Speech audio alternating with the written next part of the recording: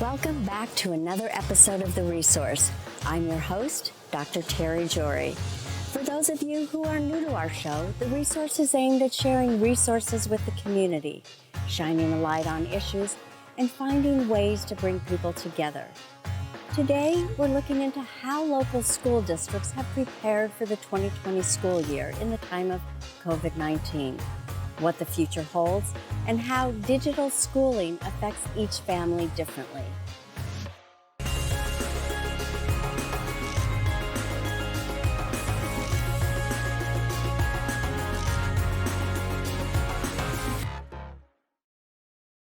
We are now going to announce our opening of January 19th for elementary and secondary children to be back in school in a hybrid model. I've heard you loud and clear that you want to make sure that we have a clear plan, clearly communicated at all levels, not just told to people, but that people understand what we're saying and they can say it back to us. I'm going to ask all our teachers who we have listened and seen tonight to be sure that we are hearing clearly from them what it is that they need to understand better. On September 29th, Santa Barbara County moved from the purple tier into the red tier as identified by California's COVID-19 blueprint for a safer economy. This change means that after 2 additional weeks, all schools will have the opportunity to reopen to in-person instruction. Each district and school may proceed with this reopening at their own pace with their governing boards considering their specific factors, COVID-19 data, the size and grade level distribution of their student body, the ability to physically distance within their facilities, transportation, and of course, the health and safety of their students and staff. Some Santa Barbara County schools have already reopened even during the purple tier, thanks to a waiver program from the Department of Public Health. This program was limited to grades TK, transitional kindergarten, through 6th grade, and a few other school districts were approved to serve limited students in small cohorts. The schools that have already reopened give us a glimpse into what we can expect as all schools transition to in-person instruction, as well as an opportunity to learn what will make the reopening successful. Moving to the red tier is a tremendous success for our community. Our next goal is to continue forward to the orange tier, which will enable a safe reopening for all industry sectors throughout Santa Barbara County. Let's keep wearing our masks, washing our hands, and maintaining physical distancing. We started school on the 18th, and it was 100% distance learning. And it has been quite a learning curve for everyone, but so far I feel like most of the reviews have been good. First of all, just so challenging and unprecedented. We have to keep reminding ourselves that this is akin to being alive during World War II, and nothing's the same, and nothing will be the same actually afterwards. We have to, or I shouldn't say nothing, but we won't return to what before. Goleta in its current state is a fully remote learning online. We have 3 distinct plans for parents to have chosen, which is if our situation were to modify and I felt comfortable, I would like to have my child return to the classroom. So some have chosen that path. So when remote is over, they'll funnel back into their local school with their teacher. Our second path is what we call like a hybrid flex, which is I would like to stay on remote learning for the rest of this year. Even if schools were to reopen, I'd like to continue on this path. It's a more centralized program. It may not be your home teacher, but one of our teachers from the district. And the third is I would like to do independent study and have packets, online support from the district, but I would like to, as a parent, take on that role with a mentor teacher. Going back to school is not quite as easy as it sounds, because even in addition to smaller classes in order to social distance and creating all of the PPE and the cleaning that needs to happen on a campus, in order to go back to school, the state has made some very serious requirements, including 25% of the staff of a school has to be tested every 2 weeks. We've estimated so far that that would be about $100,000 a month to the district. I think the teachers feel heard right now. They were really worried in the beginning that they are frontline responders, but some of them themselves are immunocompromised, a little bit older. Also, some of them just were frightened to be in the classroom with that many children. And so giving them the choice of how do you want to approach this and talk to our human resources. Some of them said, I would love to be the online year-round remote teacher because I feel safest in that situation. Some of them wanted to be participating in that independent study packet program, and many of them are, I want to be back in class with my kids when it's safe and I feel I'm protected. So it's really hearing them out because it's a team effort, and if we don't have both sides working together, we cannot put on a robust program. It was great to hear how school district officials were preparing for the 2020 school year. But here at The Resource, we wanted to know how the teachers have been handling the online transition. We talked to local high school principal Bill Woodward to learn more. Good evening, everyone, and welcome to the 2020-21 Back to School Night. Normally on a back to school night, the parents can walk around each of their classrooms and see the teachers. So we were trying to simulate that virtually. And so we had a general program like we normally would in our theater, but we did that in a webinar. And then each of the teachers' teams created videos introducing the parents to their class, their syllabus, how students can get support in a distance learning environment, things like that. Our student leadership class, they did a great job of creating a video orientation to the school and did a whole video for them, welcoming them. The next steps are we are connecting every freshman to one of our seniors and juniors to have like a big buddy, if you will, like you would do it at elementary school. So, and we have virtual orientation tours planned for them next week. Our teachers really focused the first 2 weeks on just establishing relationships with the students, going a little slower in the curriculum just to make sure that they connected with them. We asked every teacher to have at least one connection with a student every week, that beyond just the regular classes, so that every student is getting a touch point with a trusted adult at least once a week.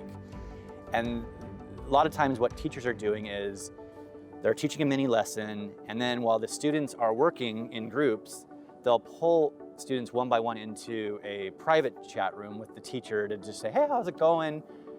And that's where students are sharing some of the stress they're having and the ways that they need help. Our attendance right now is higher than it normally is.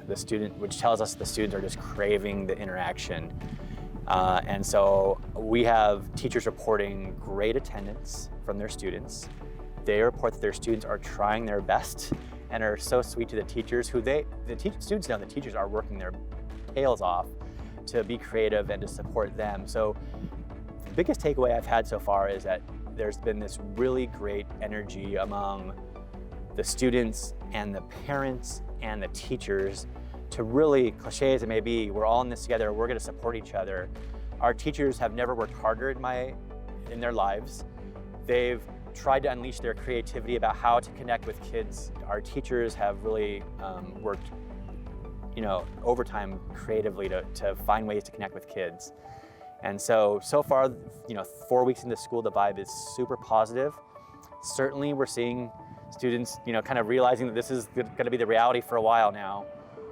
And so especially those that are seniors, their senior year of high school, they had lots of high hopes.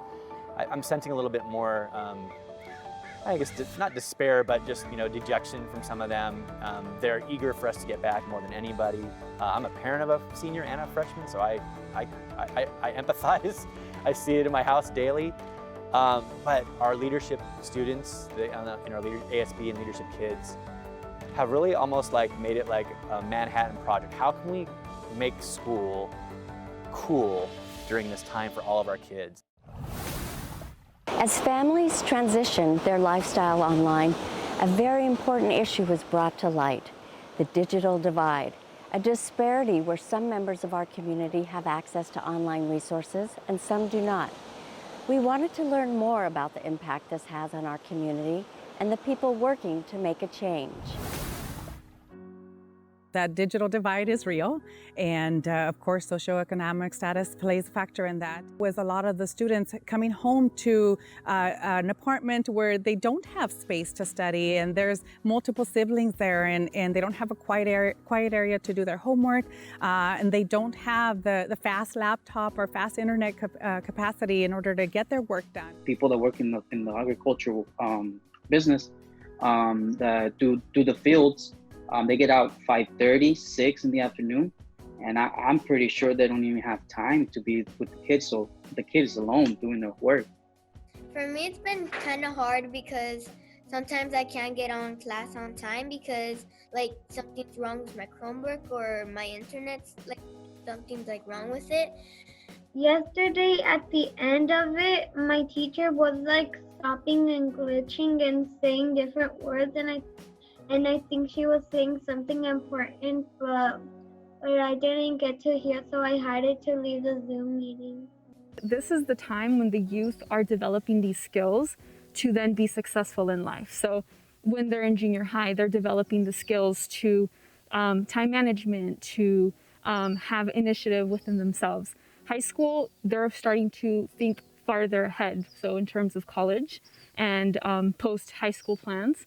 So when they're not supported and their basic needs aren't being helped, they aren't able to focus on what's ahead of them because they're worrying about having to make sure their younger sibling logs onto a Zoom or making sure that they are eating. We know we have Girls Inc. girls who are home right now, home with siblings while parents are working, and they're responsible for their siblings logging on in the morning, making sure they're in their classes and they're doing their homework. And so what that means is that older girl, that teen, isn't focusing on her education because she's responsible for the education of her siblings. Girls Inc. is a safe and inclusive space where we bring young women and folks who identify as women to come onto our campus. So we are supporting them from holding them accountable to log on to their Zoom classes on time, making sure they stay on, to completing their homework, to making sure that they are engaging socially with each other and with other people. Right now, everybody's talking about how this coronavirus, the fact that schools have been closed since March, is going to result in a whole year loss, and that just is not the case. Our program has completely gone remote. We do offer the program Monday through Friday. It's amazing the work that everybody's been putting in. Our whole team of educators has been so focused on working with the students, and we've been offering virtual classes through Google Classroom, through Zoom, through FaceTime, whatever method we could use in order to communicate with our parents and our students. And as a result of partnering with the parents and the students, we've been able to work with them in improving their math and literacy scores even during this pandemic. So that slide does not have to happen if we continue working virtually with the students. If you had a wish to make school the way you want it, what would you wish for? I would probably wish for to have like pizza every single lunchtime because that's like the best. We're an after-school program. We serve underprivileged kids in Santa Barbara. All of our students actually qualify for the federal free lunch program. So, having not been able to, be indoors at our usual facilities, we've shifted our academic sessions to online, to Zoom sessions. It's obviously, teaching the kids about squash and how to stay active, but they also do an academic portion where they help kids with their homework because obviously they really focus on the Latino American group in Santa Barbara. And so a lot of us are, first generation here in America. And so our parents don't really know about, school or like math or English. So they do a very good job in helping us with our homework. Just going outside into parks like these, because even though you don't really get to talk to people, just being around people and being outside just helps so much.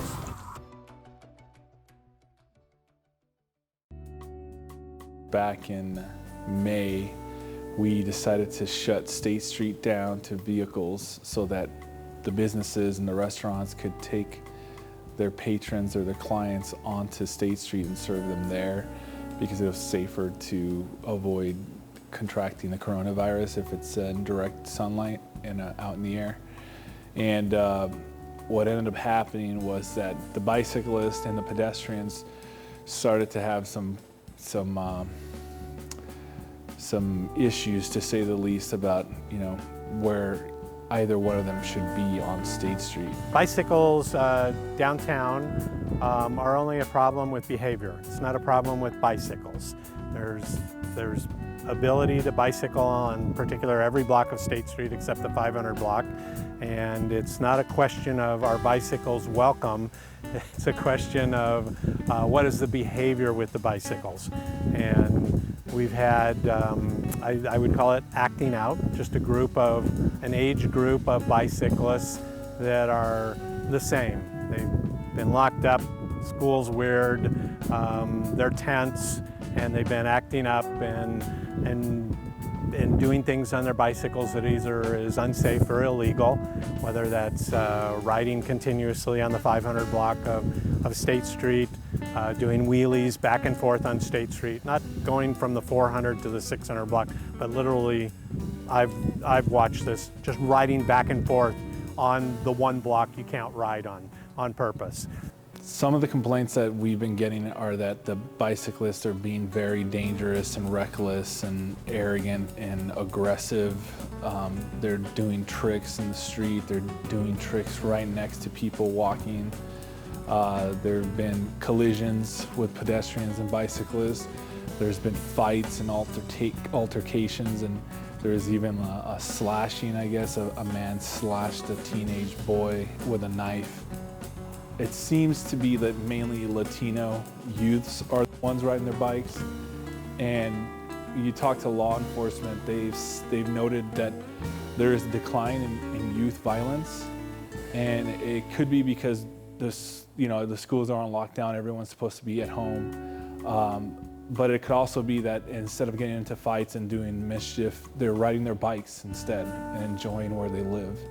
And I don't think we should criminalize that. I think it'd be really bad for us to criminalize riding your bike when you're a kid. The day I was down there, I watched this happen back and forth, literally. Watched this happen back and forth, watched confrontations, people walking, yelling and getting in confrontations with the bicyclists on the FO, that kind of thing.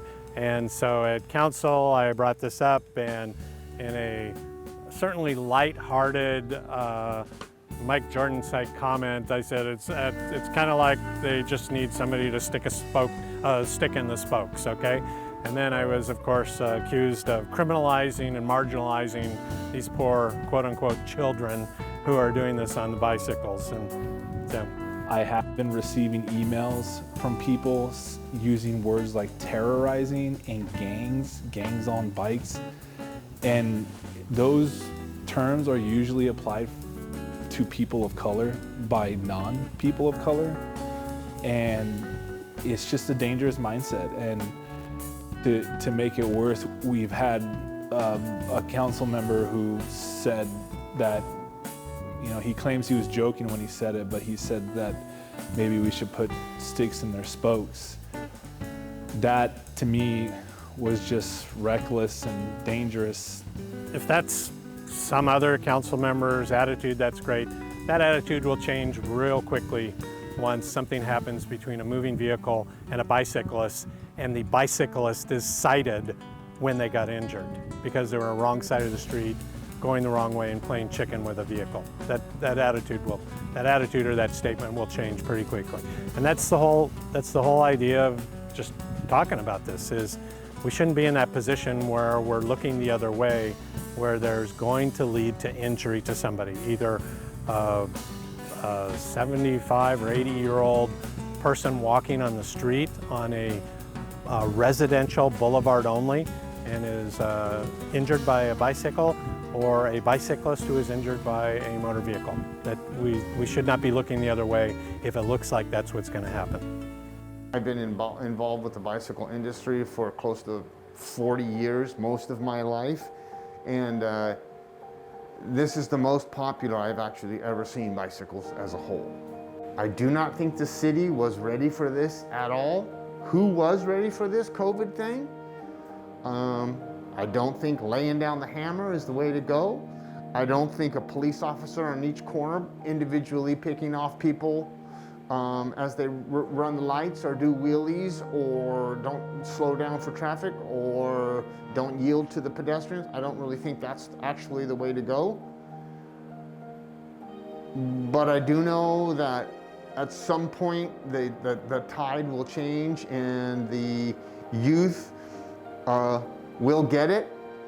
And I hope the adults down there that are not following the rules, I hope they get it too. They're the ones that are actually hard to educate, is the adults. So I've been involved with BC Central since day one, and I've done many things with BC Central, like train the mechanics to help train the community, do some youth programs within BC Central. They have several outreach programs. We have the attention of the kids have the attention of us. It creates a perfect opportunity for communication and educational purposes. We don't always have the attention of our youth, and the youth does not always have the attention of the adults. That's happening right now. So I see it as a perfect scenario to engage everybody. And if we as the adults want to see it, we first have to be it. When we empower parents and youth with tools that they can use and feel like I can get through another day, you change the conversation. So we started our own quarantine, T-E-E-N, workshops, and the goal with it was to bring teens together for connection, and as much as you can connect over Zoom, and also to be able to talk more about wellness. So not to make them really heavy, but again, to empower the kids of what is it you can be doing for yourself right now. Community workshops are for anyone, parents, providers, educators, and teens can always attend. Our quarantine workshops are geared towards youth, but we now invite parents to attend. We just ask them to be passive and not be posting in the chat so that it really can be a youth platform. But we also realize that parents need to learn along their children, and that the best way we can support them is understanding the information they're getting and how we support them with that. So our calendar's on the website. Taking a walk on the beach, hiking, journaling is a great one. Just getting your thoughts on paper, and sometimes writing things down will actually give you a better sense of what's truly at the core of what's bothering you. Another one that we encourage for youth is really identifying who the trusted adults are in your life, because I think sometimes, and I think this can go for anyone, when we are not in a good place, it's really hard to think about who we would feel safe talking to. And so I think it's important when we're in a better place to really think about who are those people that I can go to, and am I going to hold myself accountable to going to that person if I'm starting to struggle. I love something I read recently, which is we are all going through the same storm, but the journey is different for each of us. And I think even with mental health, it's the same thing, that you can have two people who are struggling with depression or anxiety or bipolar, and yet their experience and how they navigate it is going to look very different. And so again, part of learning new tools and how we support ourselves and how we support other people is understanding that it looks different from each of us, and the best thing that we can be doing for each other and for ourselves is providing more empathy, less judgment. Mental health is shaming enough as it is.